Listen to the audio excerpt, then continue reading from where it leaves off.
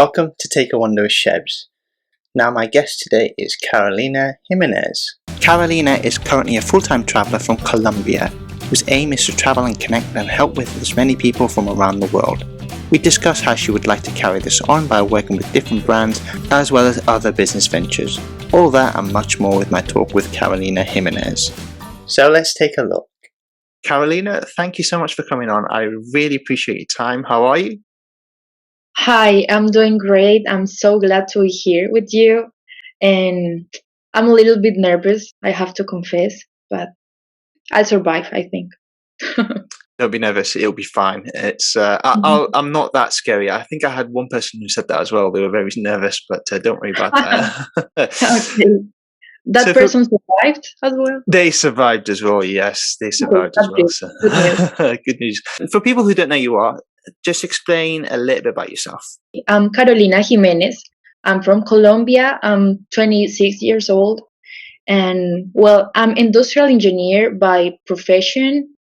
And I have a master's degree in management, but I'm traveler by passion. So my dad is not happy with that, but things happen. It sounds interesting. We'll come on to your adventures and why you gave up your career to travel. But I like to take it back always and find out. I mean, you said you were quite young anyway, you're 26. But where did the love for travel for you start then? When I was 18, my grandparents took me to a trip to USA, and I was so in love with Miami. It was just my first international trip, and I said, "Oh, I have to live abroad, maybe 1 year or something." And I got kind of obsessed with the idea of finish my career and going away. But then I fall in love, and I was waiting and waiting for him to travel with me. So I started saving money and telling him, "Okay, we're gonna travel together." And I was working, he was finishing his career, and at the end he said like, "We can't be together anymore." And I was, "What? But I was saving money to go travel with you. I was waiting for you. What are you talking about?" So I said, "Okay, I have to travel alone now." And that's what I did. Obviously, you said you fell in love with someone, and because of him, you wanted to travel. And what was it like growing up in Colombia? I've not had anyone on my show from Colombia. What's the education system like there? Because you said you're qualified and you've got a master's degree, so obviously Mhm. an intellectual individual. So what was education like there, and what's it like growing up in? Because I've been to Colombia once. I went to Bogota, but Bogota is the capital city, so I need to go back and travel around Colombia. But what's it like growing up in Colombia? I'm from a small city called Pereira. Is in the center, like the coffee region, and it's small. Nice to live, but yeah, it's really small. So, how to say that? It's really nice to grow in Colombia because people is always warm and nice, but it's also difficult because your parents are so afraid of the environment because Colombia is dangerous sometimes. So yeah, it's like you grow with many um, like with your parents being afraid of you to do a lot of things. And if you just follow this, maybe you can't go out a lot or something like that because they just want to protect you. And when you live in Europe, everything is like so safe or something, and you can do a lot of things. People used to travel since they are 15 and go away to other countries and explore. But in Colombia, they're way more protective.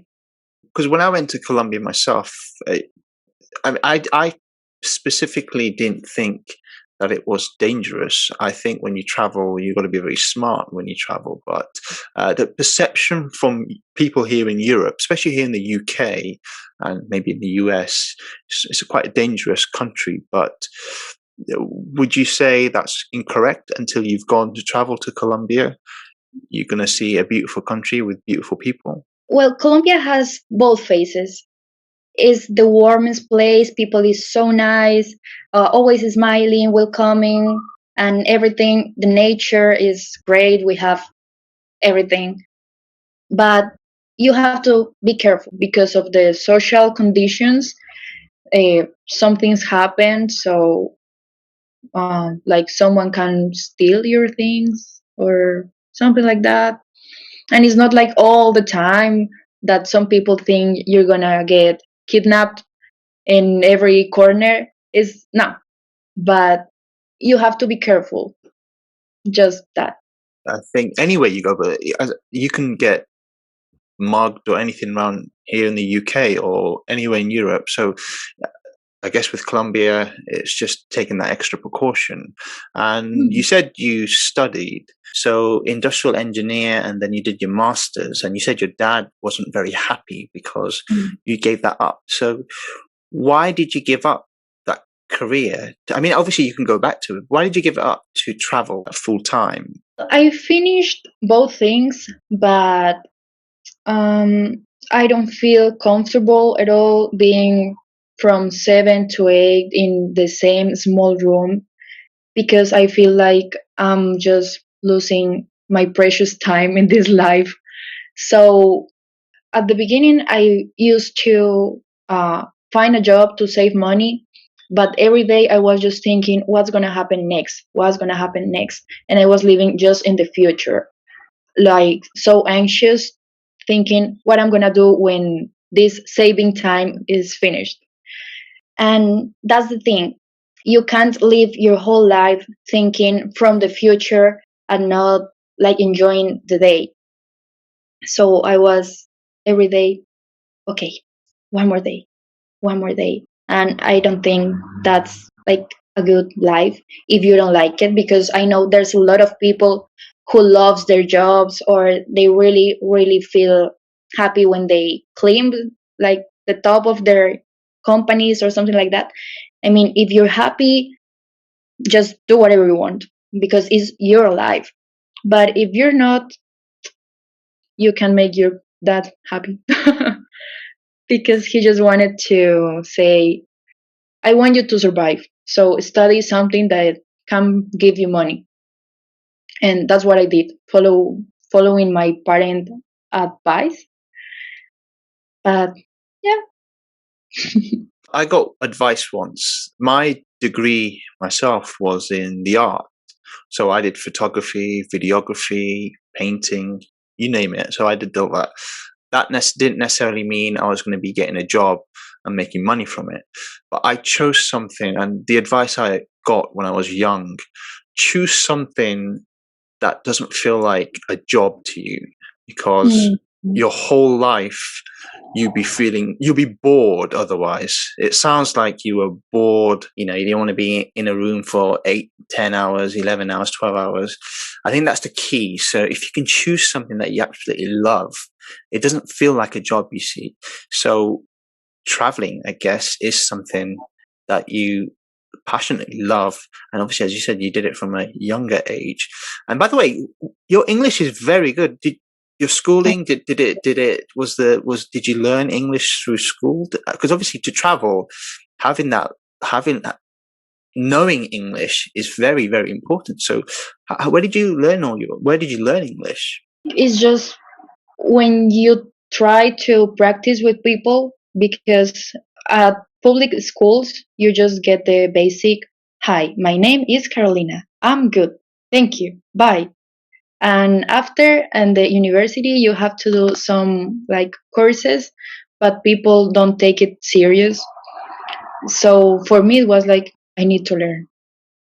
And I really wanted to learn and take advantage of that classes. And after, when I went to Southeast Asia, I said, okay, this is my time because they don't speak Spanish at all. So at least with bad words, but words I have to communicate and say something. And yeah, is that more you practice, more fluent you become. Where was your first journey then, away from when you first started to do this full time? Was it in Southeast Asia? Yeah, but that was not planned at all. Because as I told you, I was like heartbroken. Is that the word? Yeah, heartbroken is the word. So Yeah, so you were heartbroken. so I said I have to go to US because it's the only thing I know, and maybe I'm gonna spend some time there to be like far away from here and don't think in all this chaos. And when I was there, some friends from home said, "Oh, we bought tickets from Southeast Asia and we're going in 10 days." And I was like, "What? You're going in 10 days? Where?" They said, "Ah, we're going to Vietnam, Thailand, Cambodia." I had no idea of those countries. For me, Vietnam was something with cows and people with these hats, like Yeah, triangles. yeah, yeah, yeah, yeah, yeah. Because so ignorant, I Yeah. didn't know. But I said, "Oh, please let me join." I saved money to travel with the boyfriend. So I had the money, but not the boyfriend. But my friends were going. So I said, "Please let me join. Let me." They, okay, if you want to come, just come, but we're leaving in 10 days. So in 10 days, I decided to go to Southeast Asia with my friends for 3 months. Your initial, I've just got there, your initial wanting to travel was for love more than anything, not necessarily wanting to see the world, but you were in love. Are you still in love with this guy? Did you still want to, or has travel now opened your eyes and you know what? I'm living my life. Whatever's happened. That person, his loss, it's his loss that he's not in love with me or he's not with me. I wanted to travel, but when I met him, I said, "I'm gonna wait a little bit so we can travel together." Because by that time, I was planning a trip with my best friend, and she went to Europe, but I met this guy, so I stayed. I said, like, "No, I'm not going with you. I'm gonna stay until I can travel with him." But the trips were always in my mind. So after when I left, I was thinking, "Oh, I missed this opportunity just waiting for you. I won't do it anymore." And where we like never get in touch again. Maybe sometimes hi or something like that, but I decided I wanted to do a lot of things by myself, and yeah, it's like not the time for now. In fact, on the road, I'm sure you'll meet someone, and someone who would want you for who you are, really, and not break your heart again. So I'm sure I'm that will. crossing fingers. I'm sure that will happen. I'm sure that will happen. What do you travel for? What's your meaning behind it? Now, I know you said you like to go see and explore. Is there anything that you want to get out of your travels? Good question. Well, it's this is a mix of purposes. It's like you have a lot of things. For example, I love to meet people from different cultures and know and just learn, because you can read books and watch movies, but it's not like when someone comes and they tell you the story. And I love that. Just meeting local people and start talking, or at least try to talk or whatever. I'm in love with food. I love food, so try things around the world is beautiful, delicious. So that's something. But behind of these things is something very personal, like about how you say that, getting myself um, beyond the afraid, like not to be Tr- afraid. yeah, trying to figure yourself out, trying to find a perspective in your life and seeing what you are capable of doing. Would I be right in Yeah, saying? that's the thing. It's like I can feel afraid, I can be scared, but don't let that stop me. I think that's like the purpose. How to learn to live with all the scary things we have in our minds or something like that, and deal with that, and even though do whatever we want and accomplish our dreams. Are you sort of still experiencing it? Are you starting to get to that place now, or are you still learning? Are you still not there yet in terms of where you want to be with your travels? I'm still learning a lot because when you're traveling full time, every single day is a different experience. So you don't even know what to expect. You can learn the best lesson in your life in a boat, in a bus, or yeah, you never know. So I just love the idea of keep learning day by day, and like knowing that what you say, that I'm capable to do as many things as I want, because I think that's true, that if you can dream it, you can do it, but it's just that you have to set your mind to go there. One of the things I've noticed about you is you've got a very big following on social media. So, how have you managed to get a gathering so quickly? Is it trying to tell your story? Is that what people have attached to? What is it that appeals to people? Maybe it's because I don't plan too much, so in some way people like that, because there's a lot of travelers that really plan the route and all they're gonna follow, but I can do that because when I fall in love with one place, I just want to stay there. And if I'm start meeting people and some plan appears, like, okay, let's go to this mountain or this lake or whatever, I just am going there. So maybe people feel attracted because, yeah, I don't plan too much. So I can say, okay, I'm going to Miami. And suddenly I'm in Turkey. Oh, yeah, we just planned this because we found this cheap ticket. And I just wanted to show people, I just want to show people that you don't have to be rich to travel, because if you want, now with technology and internet, ah, you can have many, many, many things and experiences. For example, with these platforms where you can find hosts or volunteer to get food or accommodation.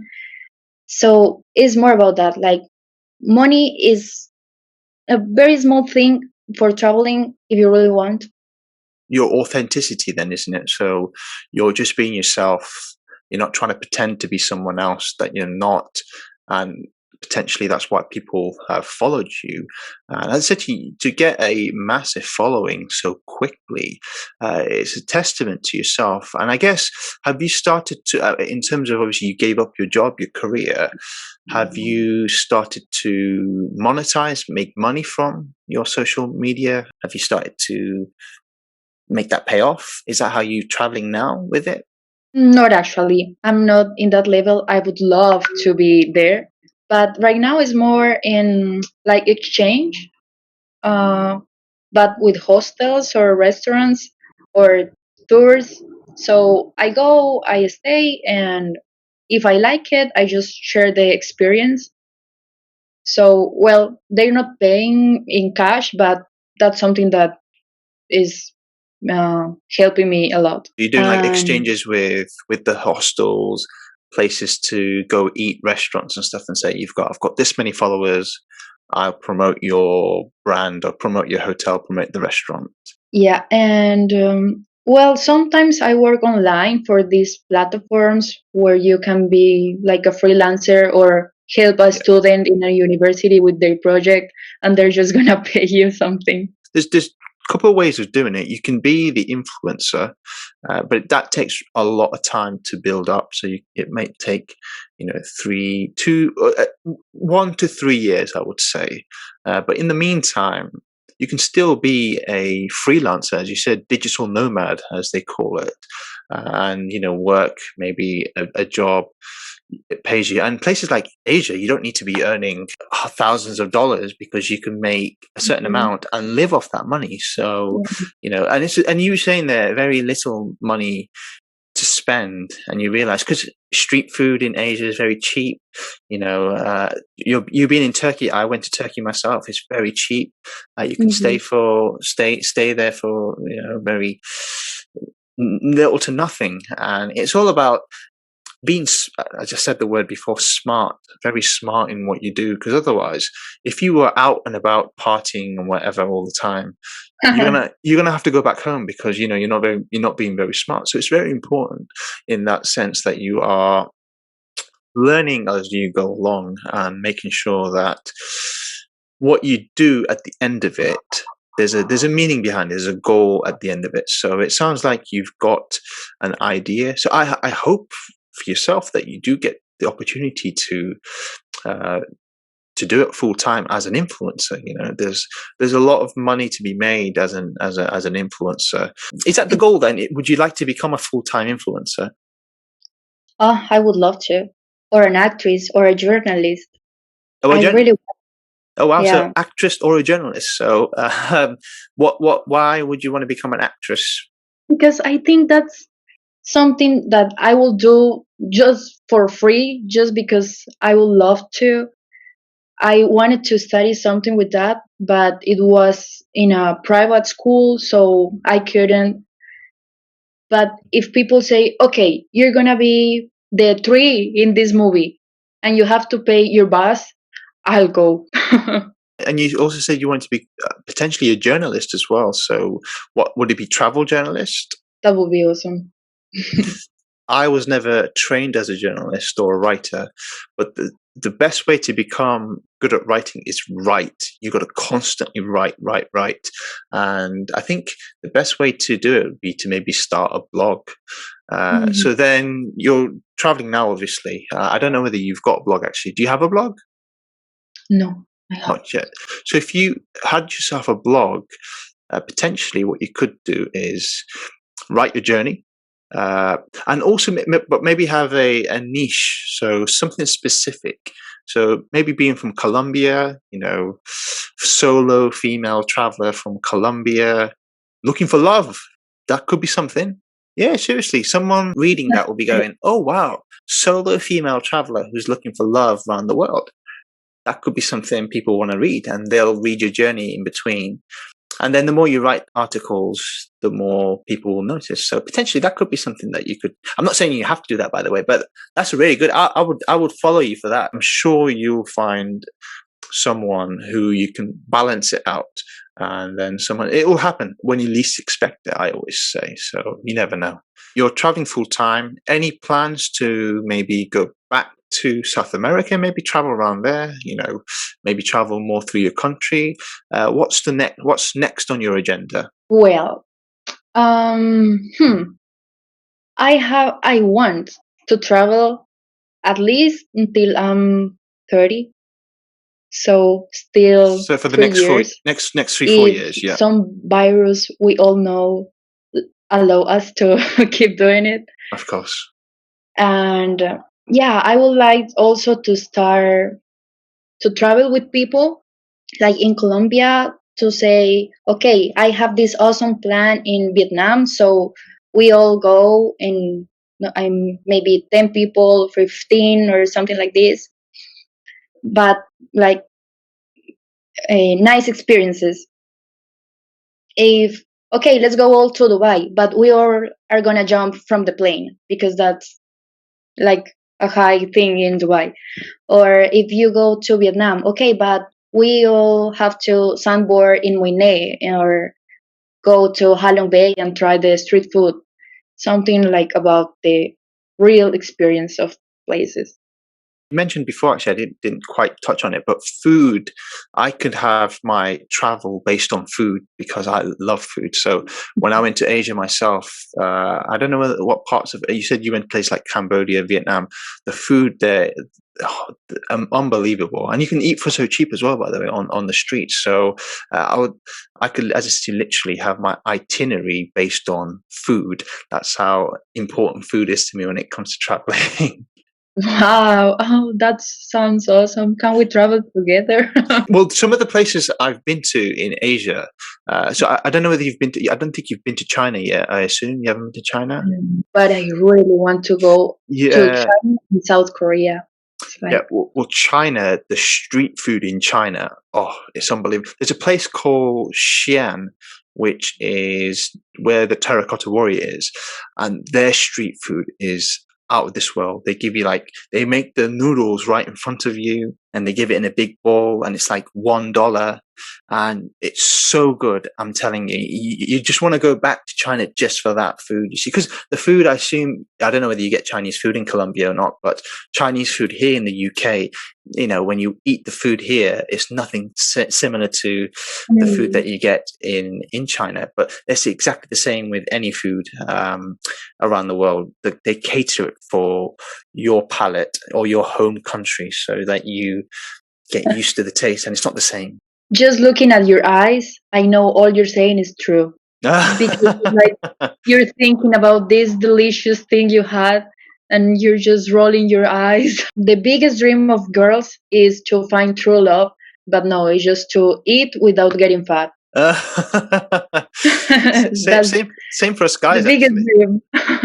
You're saying for us guys, we want to eat and not have to worry about putting weight on. But as I'm getting older, I have to be very careful how much I eat, because I can easily put weight on. So I have to exercise if I eat too much now.